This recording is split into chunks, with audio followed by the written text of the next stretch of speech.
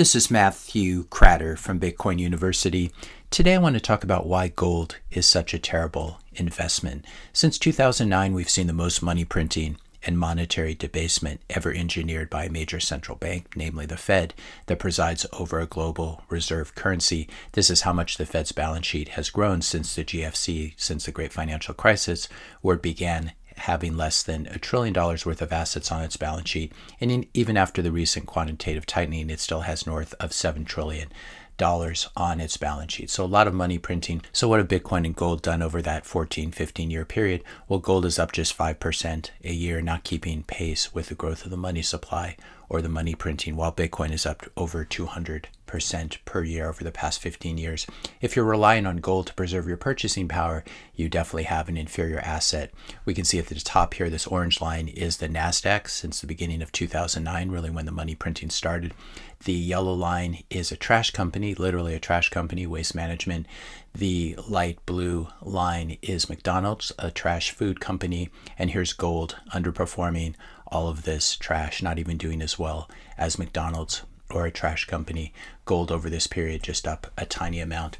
And then over the past 4 years, when we've seen increased inflation and all the propaganda surrounding it, what has gold done? It's only up 38% over the last 4 years, while Bitcoin is up over 600%, thereby preserving your purchasing power, unlike gold. One of the biggest problems here is that gold is just not that scarce. For example, there's a giant asteroid called Psyche that has more than $700 quintillion worth of gold on it. And every once in a while, even on Earth, they discover a mountain of gold. And this is one of the things that helps to increase the gold supply and make it a much less good store value. If you're enjoying this video so far, finding it helpful, I just ask you to help out the channel. Click the subscribe button, leave a like, a comment, and also share this video with a friend.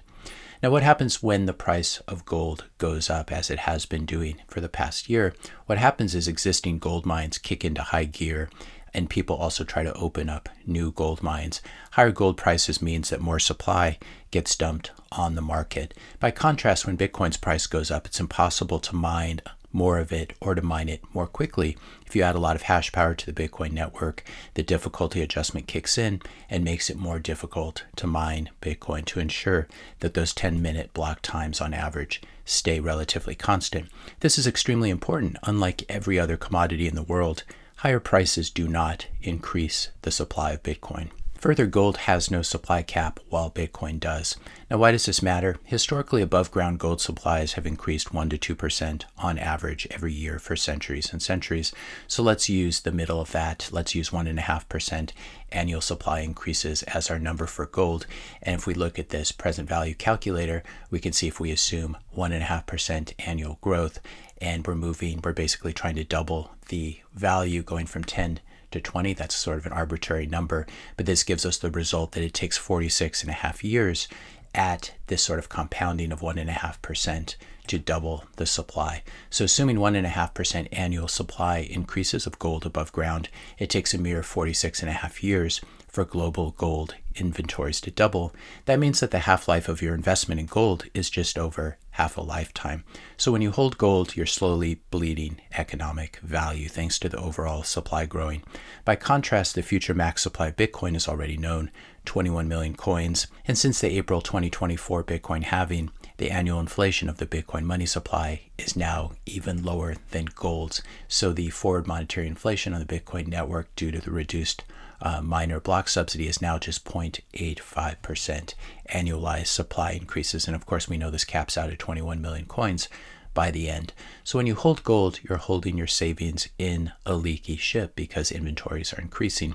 You need to keep adding more gold to your stash just to keep up with the inflating global supply of above ground gold. On top of that, your gold is bulky. It's impossible to take across borders or airports any significant quantities of it without being stopped. It's very risky to store at your house if you have a lot of it. It's very expensive to verify or assay. It's a very poor medium of exchange with very few merchants who accept it. By contrast, Bitcoin's highly portable, easy to verify, assay, easy to subdivide, easy to store, easy to move it anywhere in the world. You can walk across a border with just 12 words in your head and your Bitcoin is waiting for you on the other side. This is a technique that will be used by millionaires, will be used by billionaires, and those who own gold instead of Bitcoin will not be able to use brain wallets like this. Of course, in the comments section now we're going to see, but wait, my gold is ever so useful compared to your Bitcoin. There's even gold in your iPhone, and there's gold in Bitcoin mining rigs. Yes, gold does have some very important industrial uses. So does sand and manure. Gold is obviously a lot more scarce than sand and manure, but only 10% of gold's value derives from its industrial utility value. 90% of gold's value derives from its monetary premium. And even a lot of gold bugs don't understand this. So for example, silver, something like 85% is industrial demand. For gold, it's just 10%. And then for Bitcoin, Bitcoin is a pure monetary asset. And this is the problem. If gold is ever demonetized, you're going to lose this entire 90% here because it does not derive from the industrial uses of gold or its utility value. It derives from ascribing a magical monetary premium to it, which is rapidly disappearing in the modern digital world. If gold is ever completely demonetized, then expect its price to fall 90% as the monetary premium gets wrung out. And this is something that obviously happens over time. Wampum, seashells used to be money too, but now they aren't worth much since their monetary premium is gone. They're still very beautiful. You can make a necklace out of them, but they're not good money. And gold likewise is no longer good money. It's already being demonetized by Bitcoin. And gold bugs are really in denial about this. If we scroll out and see how gold is collapsing in value relative to Bitcoin, we can see how brutal it has been and how brutal it will continue to be. The other problem with gold is it faces very strong demographic headwinds.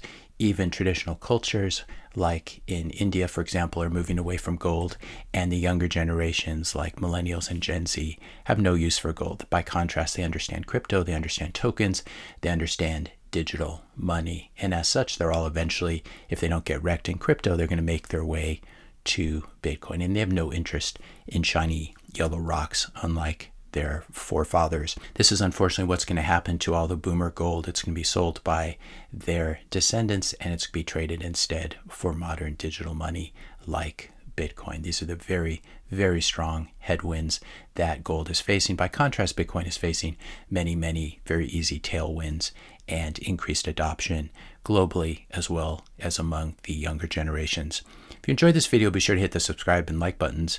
Hit the notification bell if you want to be notified when I publish my next video, and let me know your questions and comments in the comment section below. Thanks all for watching, and I'll see you in the next video.